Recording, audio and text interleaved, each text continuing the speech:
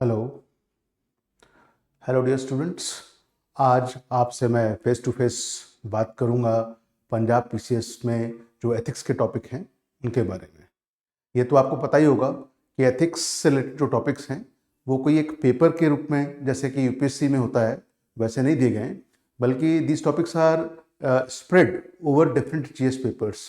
तो GS mains के Punjab PCS के लिए जो पेपर्स हम देखते हैं तो ध्यान से जब हम उनको स्टडी करते हैं तो जीएस पेपर 1, जीएस पेपर 2 और जीएस पेपर 4 में जो है एथिक्स से रिलेटेड टॉपिक्स मिलते हैं।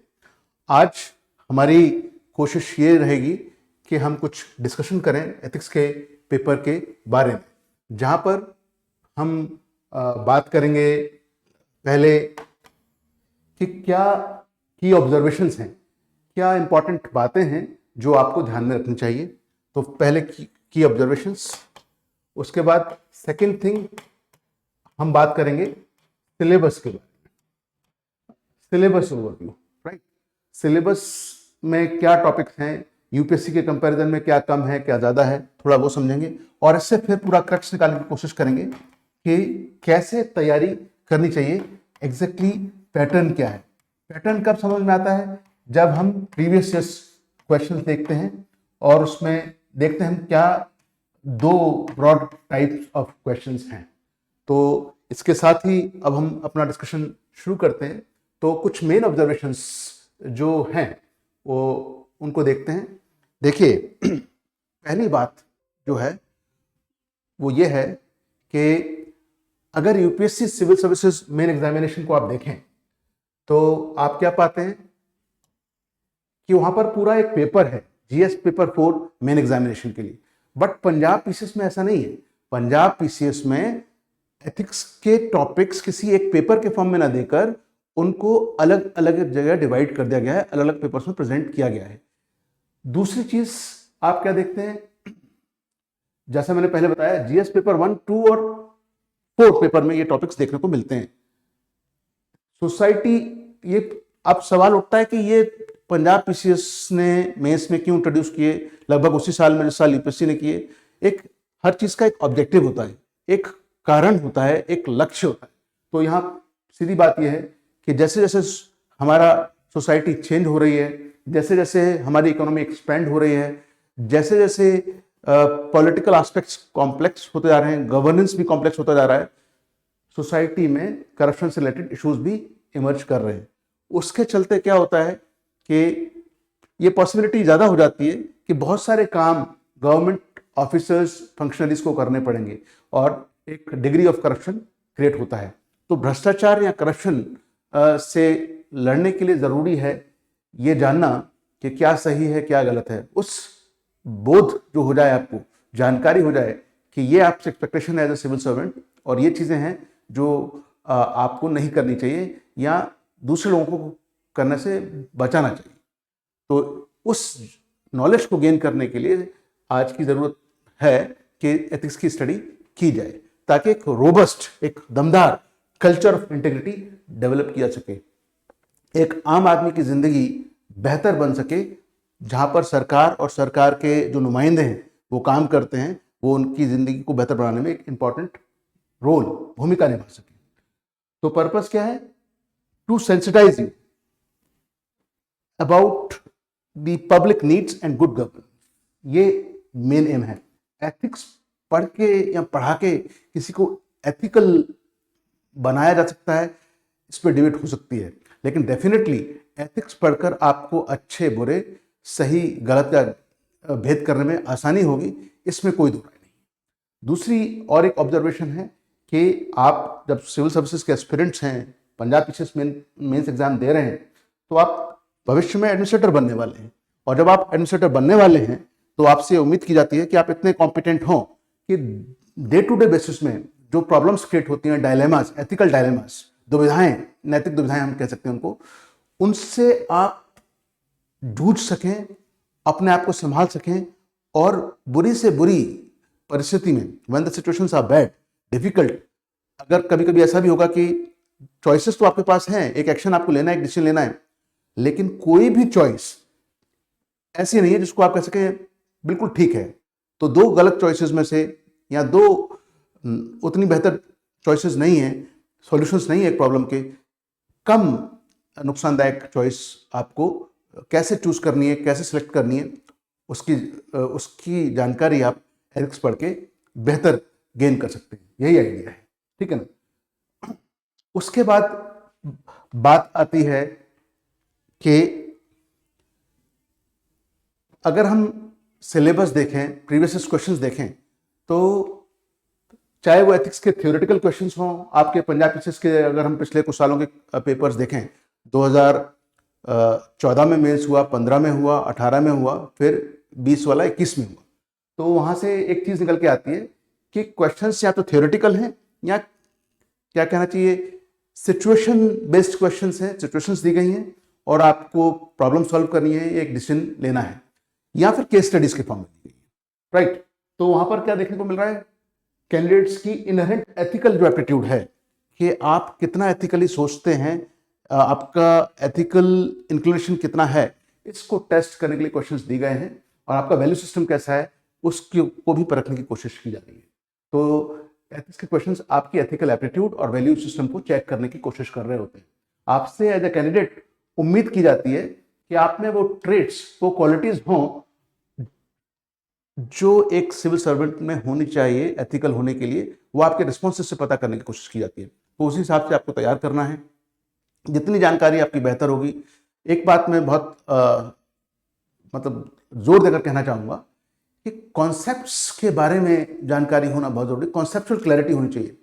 हर सब्जेक्ट का अपना एक जार्गन होता है, तो जैसे की वर्ड्स होते हैं उनका यूज करना चाहिए और उनका क्लियर कट मीनिंग आपको पता होना चाहिए, ताकि उन वर्ड्स को आप थियोरेटिकली समझ सकें और जहां जरूरत हो उस नॉलेज को आप अप्लाई कर सकें प्रॉब्लम सॉल्विंग में, जब आपके सामने क्वेश्चंस के फॉर्म में प्रॉब्लम्स आए। जैसे आप देखेंगे, ये ऑब्जर्वेशन है, ट्रांसपेरेंसी, अकाउंटेबिलिटी, करप्शन, ये कुछ ऐसे वर्ड्स हैं, या ई गवर्नेंस, जिनके अराउंड क्वेश्चंस आपको बार बार देखने के लिए मिलते हैं। ट्रांसपेरेंसी, अकाउंटेबिलिटी जैसी थीम बहुत रिकरिंग थीम है, तो ये आपके दिमाग में बिल्कुल क्लियर होने चाहिए, इनकी डेफिनेशंस पता होनी चाहिए, इनसे रिलेटेड एग्जांपल्स पता होने चाहिए, इनसे रिलेटेड गवर्नमेंट की पॉलिसीज वगैरह हैं, जैसे ट्रांसपेरेंसी को एनहेंस करने के लिए राइट टू इन्फॉर्मेशन लाएंगे, इंफॉर्मेशन शेयरिंग के जरिए ट्रांसपेरेंसी कैसे आती है ये समझ होनी चाहिए, राइट। फिर जब हम एथिक्स के क्वेश्चंस के बारे में बात करते हैं, खासकर सिचुएशन बेस्ड या केस स्टडी बेस्ड जो क्वेश्चंस हैं, वहां आपका एक इंपॉर्टेंट एस्पेक्ट पर्सनैलिटी का, क्या, डिसीजन मेकिंग एबिलिटी, फैसला लेने की क्षमता, निर्णय करने की क्षमता, उसको टेस्ट किया जा रहा है। तो आपकी जिम्मेदारी है कि आप तैयारी इस तरह से करें कि प्रैक्टिकली सोचें और कॉमन सेंस का इस्तेमाल करके, चाहे कैसी भी प्रॉब्लम दी गई हो, एक अच्छे निर्णय पे पहुंच सकें जो प्रैक्टिकल भी हो, पीपल फ्रेंडली भी हो और जो कॉन्स्टिट्यूशनल बाउंड्रीज हैं उनको क्रॉस भी ना कर। और जब आप एज ए इंडिविजुअल उस फैसले के बारे में सोचें तो आपको गर्व हो कि आपने सही फैसला लिया, है ना।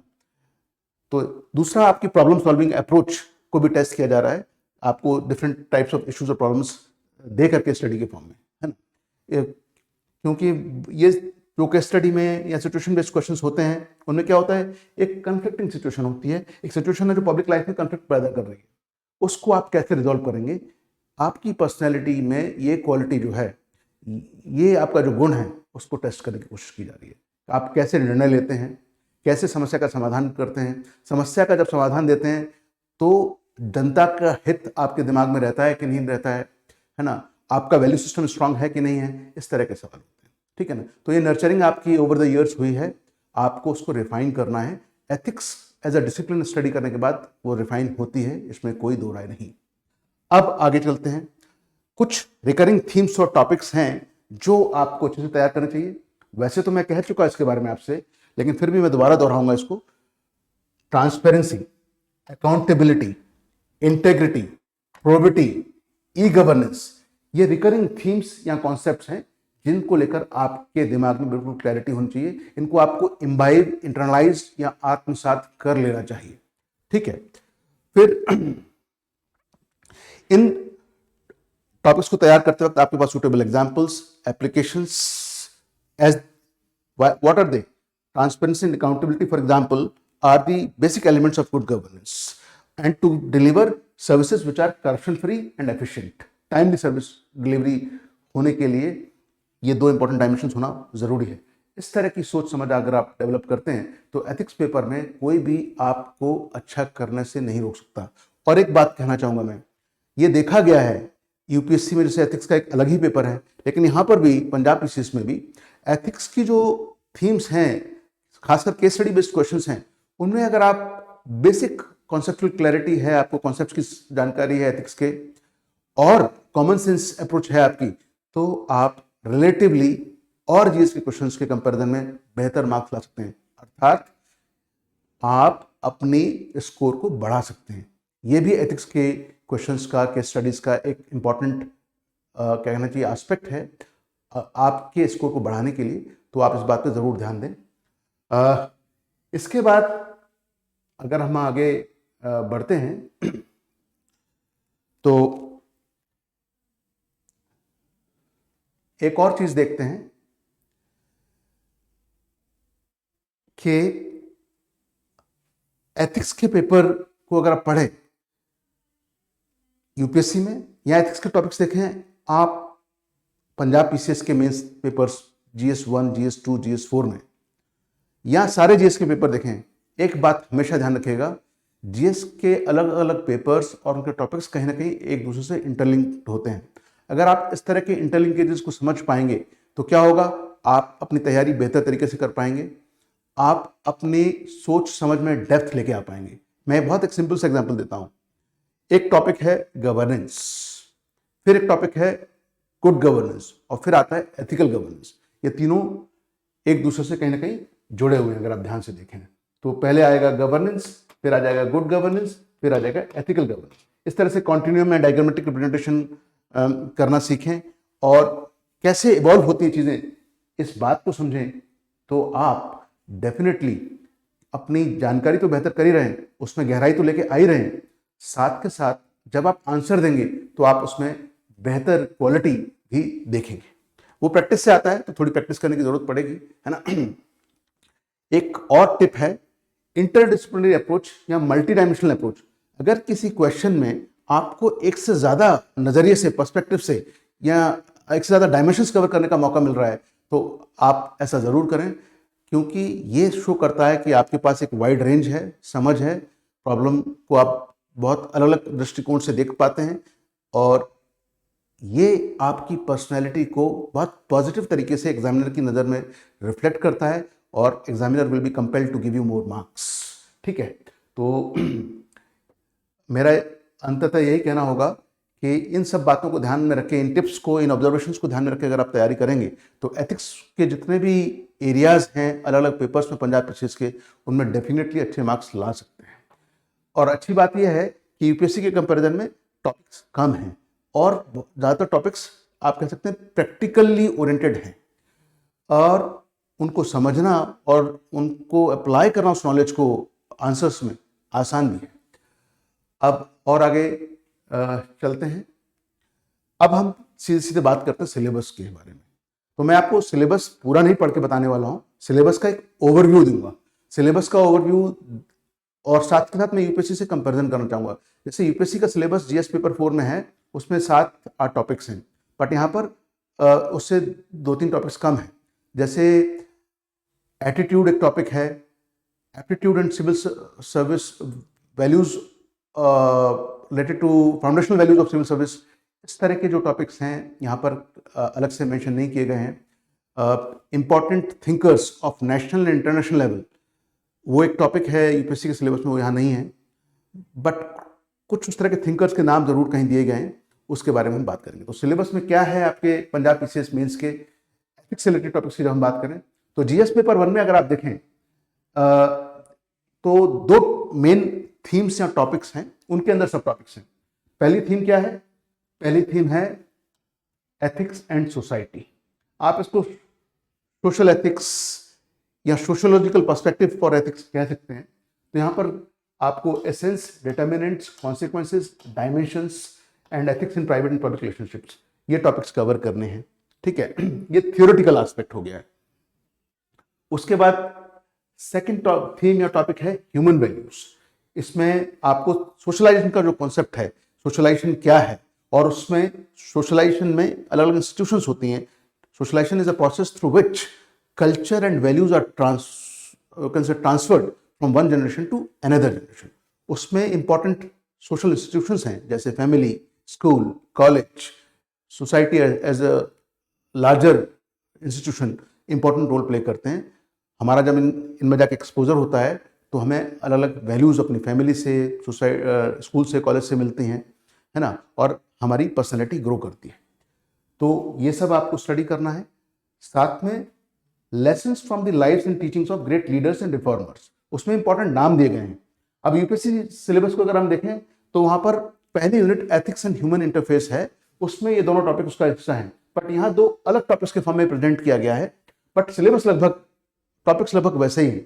यहाँ पर lessons from the lives and teachings of great leaders and reformers दिया गया है, जबकि वहाँ पर एडमिनिस्ट्रेटर्स भी ऐड किए गए हैं, बट कोई नाम नहीं दिया गया है यूपीएससी के सिलेबस में। यहाँ पर अलग पर्सनैलिटीज बताई गई हैं, तो आपको ज्यादा क्लैरिटी मिल गई पंजाब पीसीएस सिलेबस में कि आपको किन पर्सनैलिटीज को पढ़ना है, उनकी टीचिंग्स, उनकी इंपॉर्टेंट वैल्यूज, उनके बारे में आपको जानकारी होनी चाहिए, और उन वैल्यूज को आज की तारीख में हम कैसे अप्लाई करके एक बेहतर सोसाइटी बना सकते हैं, है ना। एज एडमिनिस्ट्रेटर उन वैल्यूज को हम कैसे इम्बाइब करके अपने आप को एक बेहतर एडमिनिस्ट्रेटर बना सकते हैं, इस तरह की सोच आपको डेवलप करनी चाहिए। तो गौतम बुद्ध हैं, महावीर हैं, कबीर हैं, गुरु नानक, स्वामी विवेकानंद, ज्योतिबा फुले, ईश्वर चंद्र विद्यासागर और महात्मा गांधी, लगभग ये सारी पर्सनैलिटीज आप हिस्ट्री में कहीं ना कहीं पढ़ेंगे। कहने का मतलब है इंटरलिंकेजेस समझिए। हिस्ट्री में जब आप ये टॉपिक पर्सनैलिटीज पढ़ रहे हैं, आप इनको थोड़ा ज़्यादा गहराई से पढ़ लीजिए, है ना। तो आप देख रहे हैं कुछ चीज़ें जो आप हिस्ट्री में पढ़ेंगे, कुछ चीज़ें जो आप पॉलिटी में पढ़ेंगे, जिसको हिस्ट्री और पॉलिटी की अच्छी जानकारी है, गवर्नेंस की अच्छी जानकारी है, उन टॉपिक्स को उन्होंने मास्टर किया है, तो बेहतर परफॉर्मेंस आप दे पाएंगे एथिक्स रिलेटेड टॉपिक्स और क्वेश्चंस में भी, ये मेरी गारंटी है। ठीक है। अब चलते हैं नेक्स्ट रेंज ऑफ टॉपिक्स। तो जीएस पेपर 2 में अब अगर आप देखें पंजाब पीसीएस मेंस के लिए, वहां पर 2 या 3 टॉपिक्स या थीम्स कवर की गई है। जैसे यहाँ पर लिखा गया है इंपॉर्टेंट एस्पेक्ट्स ऑफ गवर्नेंस, तो गवर्नेंस का कॉन्सेप्ट पता होना चाहिए, गवर्नेंस क्या है, उसमें ट्रांसपेरेंसी एंड अकाउंटेबिलिटी और दूसरे जो मेजर्स हैं या कॉन्सेप्ट्स हैं गुड गवर्नेंस के, उनके बारे में आपको जानकारी होनी चाहिए। जैसे ट्रांसपेरेंसी से रिलेटेड एक कॉन्सेप्ट है इंफॉर्मेशन शेयरिंग, ठीक है। अकाउंटेबिलिटी से रिलेटेड एक कॉन्सेप्ट है रिस्पॉन्सिबिलिटी, है ना। तो वो चीज़ें आपको, वो कॉन्सेप्ट समझ में आने चाहिए और उनके बीच का डिफरेंस भी समझ में आना चाहिए, मीनिंग्स एंड डिफरेंसेस, प्लस उनकी एप्लीकेशन के बारे में समझ होनी चाहिए। Values and ethics in governance, इसी को public values in public administration या एथिक्स इन पब्लिक एडमिनिस्ट्रेशन कहा गया है यूपीएससी के सिलेबस में। लगभग सेम ही टॉपिक्स हैं। केस स्टडी जब आप स्टडी करते हैं तो वहाँ डायलेमा वाली सिचुएशन पैदा होती है, ये थ्योरेटिकली आप यहाँ स्टडी करेंगे, फिर इस नॉलेज को आप अप्लाई करेंगे केस स्टडी में प्रॉब्लम सॉल्विंग करते वक्त, ठीक है। Then laws, rules and regulations and constitutions as sources of ethical guidance, then accountability and ethical governance, then how you can strengthen ethical and moral values in governance, then ethical issues in international relations and funding, ये topics हैं इसमें। अब आगे चलते हैं। तीसरा topic जो GS paper 2 में है, ये बहुत इंपॉर्टेंट है, प्रोबिटी इन गवर्नेंस। प्रोबिटी का कॉन्सेप्ट बहुत इंपॉर्टेंट है जाना, प्रोबिटी क्या होती है। और प्रोबिटी को आप अगर डाइसेक्ट करें इस वर्ड को, तो एक वर्ड होता है probation, means where you can investigate something, and ity is coming from integrity, so you can say professional integrity, a person who uphold his values as an officer in the system or government or as a minister or any other kind of public functionary, then he is definitely a man of values, he is a man or woman of integrity. It means in office he is doing a good job, he is setting an example, and therefore he is or she is high on probity. तो यहाँ पर public service का concept, probity का concept, transparency से related concept है information sharing and transparency in government, उसी से related है राइट टू इंफॉर्मेशन, कैसे वो ट्रांसपेरेंसी और इंफॉर्मेशन शेयरिंग को स्ट्रेंथन करता है, कैसे से पब्लिक ट्रस्ट डेवलप होता है, इस तरह की समझ आपको पता होनी चाहिए। Code of ethics, code of conduct, ये भी इंस्ट्रूमेंट्स हैं सिस्टम में ट्रांसपेरेंसी एंड अकाउंटेबिलिटी लाने के लिए, वर्क कल्चर को इम्प्रूव करने के लिए। इसके बारे में, इन कॉन्सेप्ट के बारे में आपको जानकारी होनी चाहिए। सिटीजन स्टार्टर्स क्या होते हैं और वो कैसे सर्विस डिलीवरी की जो क्वालिटी है उसको इम्प्रूव करने में एक इंपॉर्टेंट रोल प्ले करते हैं, इनके बारे में जानकारी होनी चाहिए। पब्लिक फंड्स, क्योंकि यहाँ पर कलेक्शन अगर ठीक ना हो तो करप्शन हो सकता है, तो उसके बारे में जानकारी होनी चाहिए, उससे रिलेटेड इशूज़ के बारे में जानकारी होनी चाहिए। देन चैलेंजेस ऑफ करप्शन, इसी का एक्सटेंशन हो जाता है एक टॉपिक, ठीक है। फिर जीएस पेपर 4 में जब हम जाते हैं तो जीएस पेपर 1 में हमने टॉपिक्स देख लिए क्या क्या है, ethics in society, human values. GS paper 2 में governance, then values and ethics in governance, उसके बाद probability in governance. GS paper 4 में क्या है, ऐसे टॉपिक्स नहीं है, ये पंजाब पीसीएस ने बहुत अच्छा काम किया, क्लैरिटी दे दी आपको बिल्कुल कि भाई ये थीम्स हैं, इनसे रिलेटेड जो ये जो टॉपिक्स हैं इनसे रिलेटेड आपके सामने प्रॉब्लम्स रखी जाएंगी, सिचुएशंस रखी जाएंगी। वो जीएस पेपर 2 में भी हो सकती हैं, जीएस पेपर 4 में भी हो सकती हैं, और आपको उनके सॉल्यूशंस देने हैं। और जब केस स्टडी मेथड होता है, सिचुएशन बेस्ड क्वेश्चंस होते हैं, उनमें क्या होता है, you are the protagonist, means आप एक मेन कैरेक्टर हैं, आप एसडीएम हो सकते हैं, आप डायरेक्टर हो सकते हैं किसी डिपार्टमेंट के, आप किसी और पोजीशन पर बैठे हुए हो सकते हैं, और आपसे पूछा जाएगा कि इस डिपार्टमेंट में रहते हुए आपकी किस तरह से ये प्रॉब्लम सॉल्व करेंगे या किस तरह से ये पर्टिकुलर एरिया में इंप्रूवमेंट लेके आएंगे, इस तरह के क्वेश्चंस होते हैं, ठीक है। तो problem solving and decision making syllabus में मेंशन किया गया है जीएस पेपर 4 की हेडिंग में, situations in civil service, problem solving and decision making. आपकी ये 2 एबिलिटीज टेस्ट की जाएंगी, आपको सिचुएशंस देकर या आपको केस स्टडीज देकर। इसको आप कह सकते हैं अप्लाइड एथिक्स, है ना, एप्लीकेशन ऑफ नॉलेज और concept of ethics in different areas with which you will deal as an administrator, as a civil, ठीक है ना। तो उसमें natural disasters, accidents, law and order situations, public protest, land acquisition, government schemes and programmes, public private partnership, service delivery, है ना, waste management, conservation of natural resources, pollution control, इस तरह की तमाम थीम्स हैं, स्किल डेवलपमेंट, जिनको आपको cover करना पड़ेगा। देखा जाए तो ये सारी चीजें कहीं ना कहीं आपने दूसरे एरियाज में सिलेबस के कवर कर ली होंगी, ठीक है। बस उनका एप्लीकेशन आपको, उस नॉलेज की एप्लीकेशन यहाँ पे करनी है, कहाँ पर, एक ऐसी सिचुएशन में जहाँ पे एक प्रॉब्लम है और उस नॉलेज को अप्लाई करके सॉल्व करनी है। इसमें आपकी कॉमन सेंस अप्रोच भी बहुत काम आएगी। फॉर एग्जाम्पल, आपके सामने ऐसा सवाल आ जाए कि आपके पास एक लेडी आई है, आप एसडीएम हैं, वो एक बिल्कुल एलिजिबल कैंडिडेट है एक गवर्नमेंट स्कीम के अंडर, बस उसके डॉक्यूमेंट्स पूरे नहीं है और उसको जरूरत बहुत है, तो आप कैसे उसकी मदद करेंगे? इस तरह के सवालों के आपको जवाब देने होते हैं, ठीक है। अब मैं आऊंगा 2 इंपॉर्टेंट एस्पेक्ट्स पे जो सबसे जरूरी हैं। फाइनली जो कुछ आपने नॉलेज गेन की, जो कुछ पढ़ा लिखा, वो तभी फायदेमंद है जब उस नॉलेज का इस्तेमाल करके आप बेहतर answers, good answers you are able to write in the main examination. पहले प्रैक्टिस करनी है, फिर एग्जामिनेशन की जो सिचुएशन है, कंडीशन है, जहाँ रियल एग्जामिनेशन आप दे रहे हैं, वहाँ पर बिना प्रेशर लिए तसल्ली से आप अच्छा परफॉर्मेंस दे सकें, उसके लिए मैं कुछ टिप्स देना चाहता हूँ। अच्छी आंसर राइटिंग कैसी होनी चाहिए, यानी थ्योरेटिकल आंसर्स हो या केस स्टडीज हो, उसमें क्या कर सकते हैं आप, कैसे बेहतर आंसर लिख सकते हैं, चलिए उसके बारे में बात करते हैं। पहली चीज, ये बहुत इंपॉर्टेंट है, कई लोगों की आदत होती है कि भाई आपके सामने क्वेश्चन आ गया, आपने पढ़ा और सीधे लिखना शुरू कर दिया। I would not suggest that, ये कोई बहुत अच्छी अप्रोच नहीं है। क्यों? क्योंकि उसमें क्या होगा, आप रैंडमली सोचोगे, जो थॉट पहले आ जाएगी उसको पहले लिख दोगे, जो बाद में आएगी वो बाद में लिख दोगे, और कई बार प्रेशर में आओगे, सीक्वेंस ठीक नहीं बनेगा, तो कई चीजें मिस भी कर जाओगे। बेहतर तरीका यह है, पहले क्वेश्चन समझो, उसको अच्छे से पढ़ो, उसकी डिमांड क्या है, क्वेश्चन के कीवर्ड्स होते हैं। For example, transparency and accountability are 2 important dimensions, are important dimensions of good governance. Explain, अगर आपसे ऐसा सवाल पूछा जाए तो ट्रांसपेरेंसी, उसके बाद अकाउंटेबिलिटी और फिर गुड गवर्नेंस, ये 3 मेन टॉपिक्स हो गए। और क्वेश्चन की डिमांड क्या है? एक्सप्लेन, आपको विस्तार से एक्सप्लेन कर, समझाना है कि ये स्टेटमेंट ठीक है कि नहीं।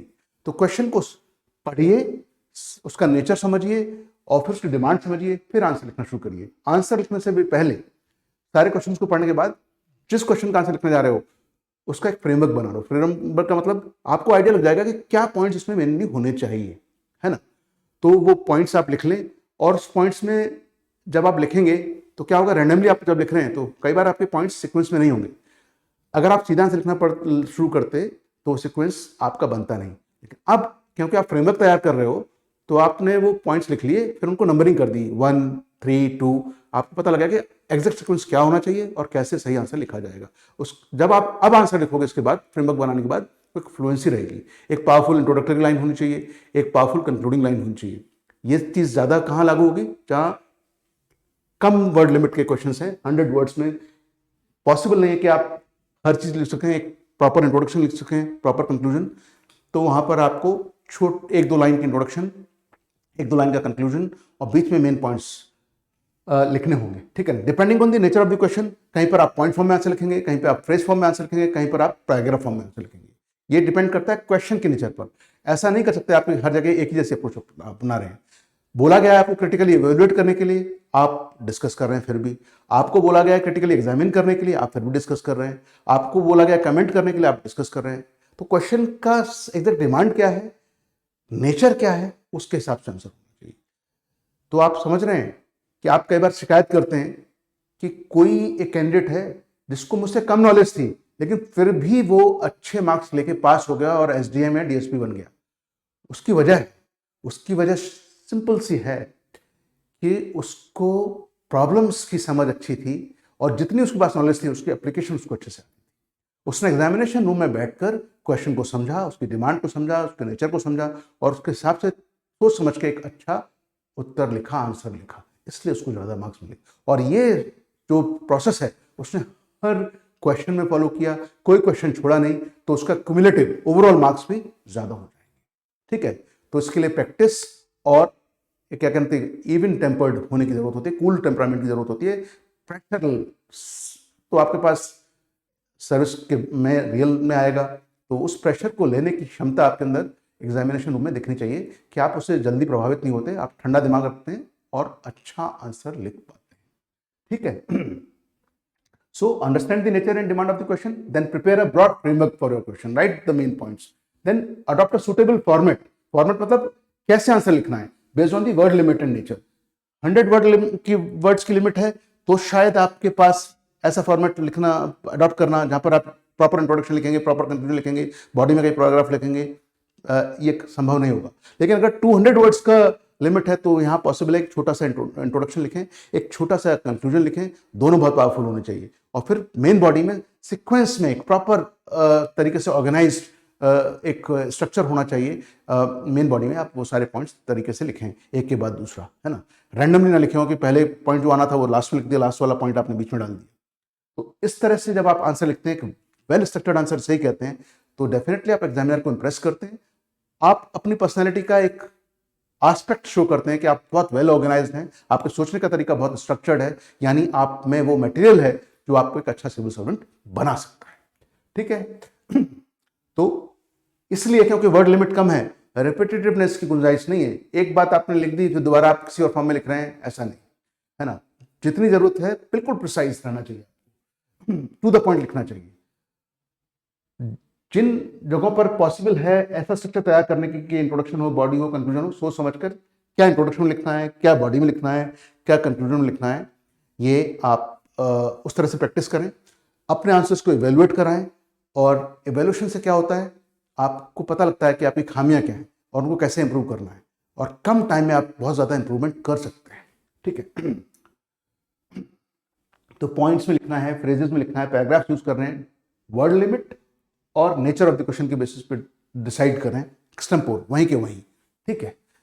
दूसरा, आपको अगर अच्छा आंसर लिखना है तो उसमें क्या इंपॉर्टेंट इंग्रेडिएंट्स होने चाहिए, है ना, वो आपको पता होना चाहिए। जैसे एक अच्छी रेसिपी के अच्छा खाना कैसे बनता है, किसी चीज़ की रेसिपी है उसमें अच्छे इंग्रेडिएंट्स का सही कॉम्बिनेशन होना जरूरी है।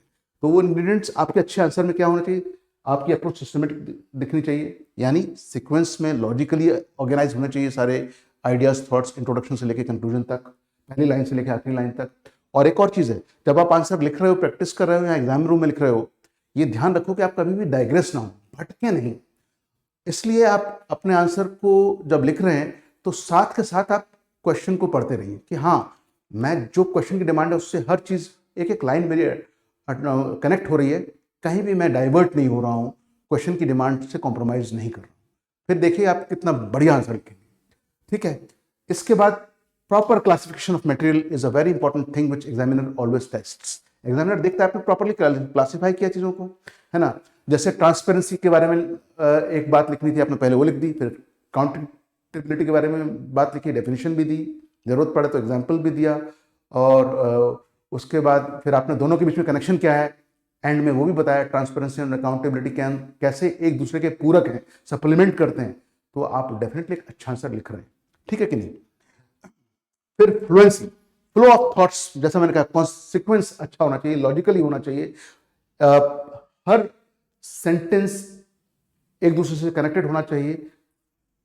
जैसे आप धारा प्रवाह जिसे कहते हैं, एग्जामिनर को ऐसा लगे कि चीजें मैं स्मूथली पढ़ते चले जा रहा हूँ, सब कनेक्टेड है, कहीं पे भी रैंडम थॉट्स नहीं है, कहीं पे भी जिगजैग नहीं हुआ है, टेढ़ा मेढ़ा नहीं लिखा है आपने, है ना, पढ़ने में मजा आ रहा है, ऐसा आंसर होना चाहिए, है ना। और एग्जामिनर का ध्यान ही नहीं हटेगा जब आपने इतना फ्लुएंटली लिखा होगा तो। प्रॉपर एनालिसिस किया हो आपने, है ना, फैक्ट्स जहां जहां जरूरत है। देखिए ओवरडू कुछ नहीं करना है, ज्यादा फैक्ट्स लिखना, जरूरत से ज्यादा एग्जाम्पल्स लिखना भी अच्छी बात नहीं है। जितना जरूरत है जो सूटेबल है उसका इस्तेमाल करें, प्रॉपर एग्जाम्पल्स दें, अपने आइडियाज कन्वे करें। अगर गुंजाइश है कुछ ओरिजिनल सॉल्यूशंस देने की, प्रॉब्लम बेस्ड क्वेश्चंस हैं तो वो जरूर दिखाएं, लिखें उसके बारे में। वोकेबुलरी, ऐसा जरूरी नहीं है कि आपकी बहुत स्ट्रांग वोकेबुलरी हो, लेकिन वोकेबुलरी आपकी वर्किंग होनी चाहिए, इतने अच्छी तो होनी चाहिए कि सही वर्ड्स का सही जगह इस्तेमाल कर सकें और उससे इंप्रेशन क्रिएट होता है, ठीक है। लेकिन फिर भी आपकी भाषा कैसी हो, सिंपल, सीधी सादी, चाहे, क्योंकि एक ब्यूरोक्रेट को आम आदमी से भी डील करना पड़ता है, एक सिविल सर्वेंट को, और उसको अपने सीनियर से, पॉलिटिशियन से, हर तरह के लोगों से, मिनिस्टर से, सबसे डील करना पड़ता है। तो उसकी भाषा ऐसी होनी चाहिए कि हर एक को समझ में आए। तो उस तरह की लैंग्वेज आपकी जरूर होनी चाहिए, है ना, क्योंकि एग्जामिनर एक प्रोफेशनल है जो आपकी कॉपी इवैल्यूएट कर रहा है, तो बेहतर भाषा हो ताकि आप उसे समझा सकें कि जो सब्जेक्ट को का वो एक्सपर्ट है उसके बारे में आप भी ठीक ठाक जानकारी रखते हैं, उसके कीवर्ड्स को आप भी जानते हैं, ठीक है कि नहीं। उसे हम कहते हैं जार्गन, है ना।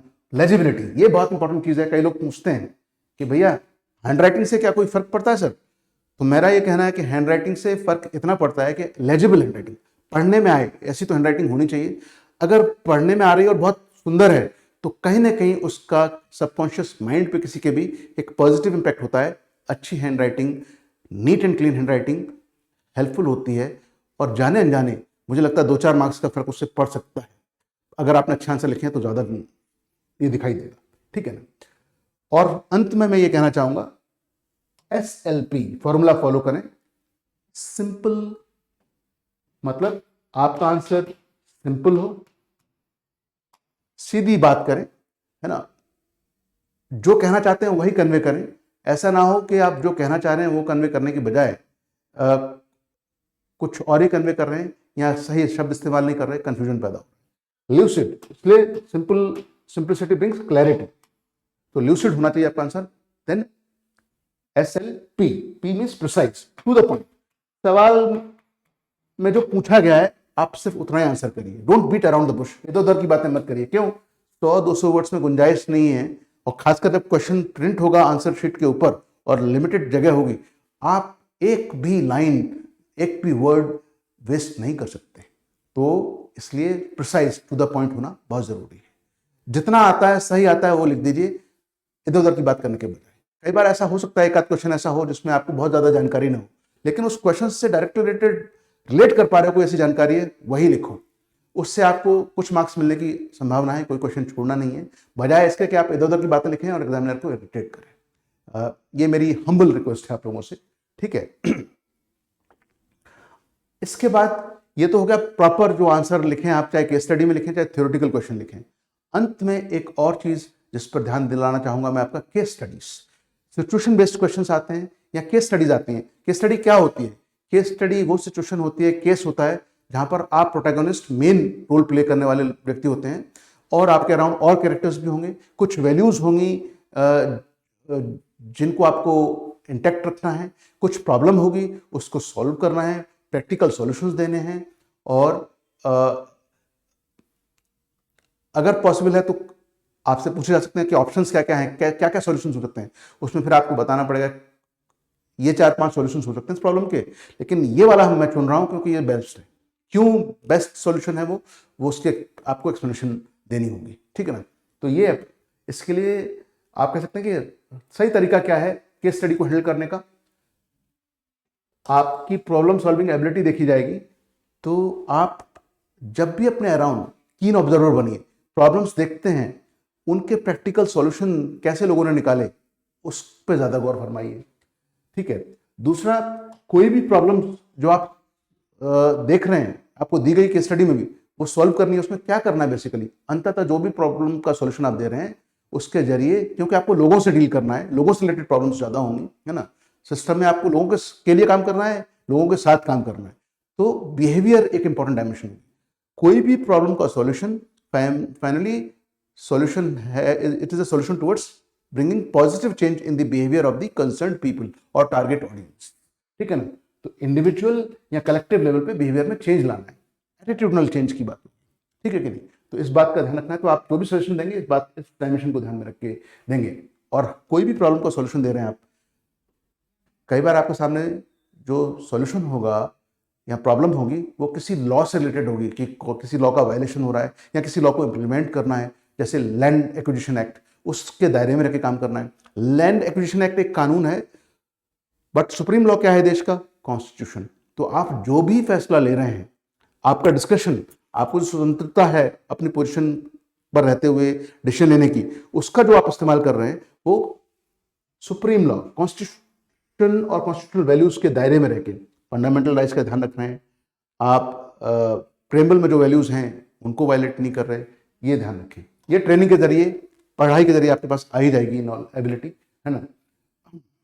तो कानून के दायरे में रह के आपको काम करना है, मतलब आप जो सॉल्यूशन देंगे वो इस बात का ध्यान रखते हुए देंगे, तो एग्जामिनर आपको असेस करते वक्त ये ध्यान रखेगा कि you are a officer material who will find practical solutions to problems within the boundaries of law, right.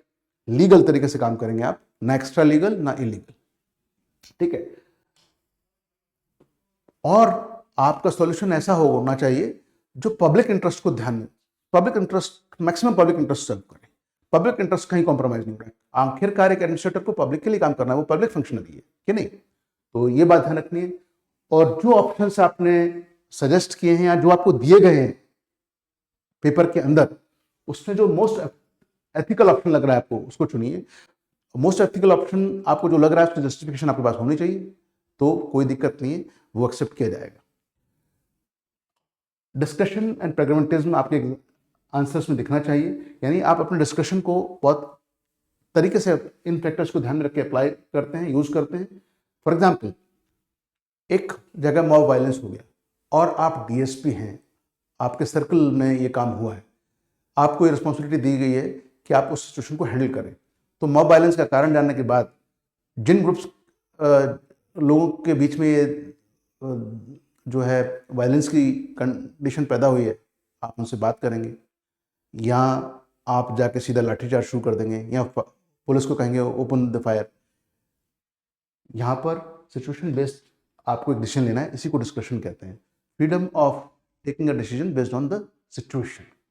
तो वहाँ पर आप इन फैक्टर्स को ध्यान में रख के जब एकदम असेस करते हैं सिचुएशन को और एक फैसला लेते हैं, और आपका अप्रोच कंस्ट्रक्टिव है और जस्टिफाइबल है कि मैंने अगर लास्ट में कोई रास्ता नहीं बचा, मैंने फायर ओपन करने के लिए कहा क्योंकि मॉब वायलेंस की वजह से और लोगों को बहुत नुकसान होने वाला था, जान माल का खतरा था, तो आप जस्टिफाई कर पा रहे हैं अगर अपने उस ऑप्शन को जो आप चूज कर रहे हैं, तो आप एथिकली करेक्ट हैं।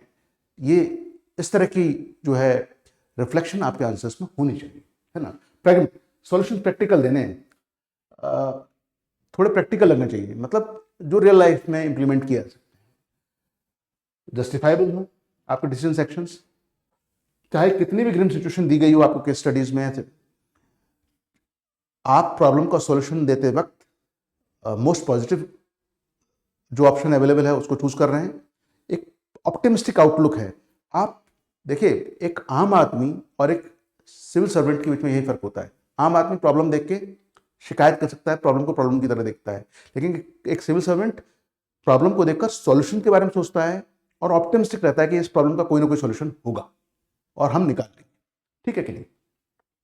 and suggest, as I said, pragmatism, suggest practical solutions without preaching morality. ये बहुत इंपॉर्टेंट है. आप ऐसे साउंड ना करें कि आप वैल्यूज के बारे में ज्यादा बात कर रहे हैं, ये वाली वैल्यू संभालनी है, मैं ये इतना नैतिकता का काम करूंगा, ये अनैतिक है, ऐसे नहीं. वो आपके आंसर्स में ऑटोमेटिकली दिखेगा. आप बिना ज्यादा वैल्यूज के बारे में बात किए भी एक आंसर ऐसा लिख सकते हैं, ऐसे सॉल्यूशन दे सकते हैं जिसमें दिखाई देगा कि आप प्रैक्टिकल भी हैं बट एथिकल भी हैं. इस तरह का सवाल का जवाब होना चाहिए. ऐसा ना लगे कि आप एक मॉरलिटी प्रीच कर रहे हैं, एक प्रीचर की तरह बात कर रहे हैं, है ना. साधु संत वाली बात नहीं करनी. So this was all as far as analysis of syllabus and pattern and types of questions is concerned regarding Punjab PCS main examination. I would like to thank you with this.